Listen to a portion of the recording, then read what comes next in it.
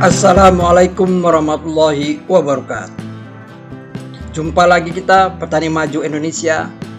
Dalam kesempatan ini saya juga mendoakan bahwa kita semua berada dalam keadaan sehat walafiat, tidak kurang suatu apapun, dan kita semua mempunyai semangat dan motivasi yang tinggi untuk selalu melakukan hal-hal yang terbaik. Dalam kesempatan yang berbahagia ini kita akan membahas masalah penyakit Hawar Daun atau penyakit Kresek yang biasa menyerang daun pada tanaman jagung, yang bisa mengakibatkan kita gagal panen, paling tidak kita kehilangan hasil yang seharusnya sesuai dengan potensi hasil tetapi menjadi turun secara signifikan.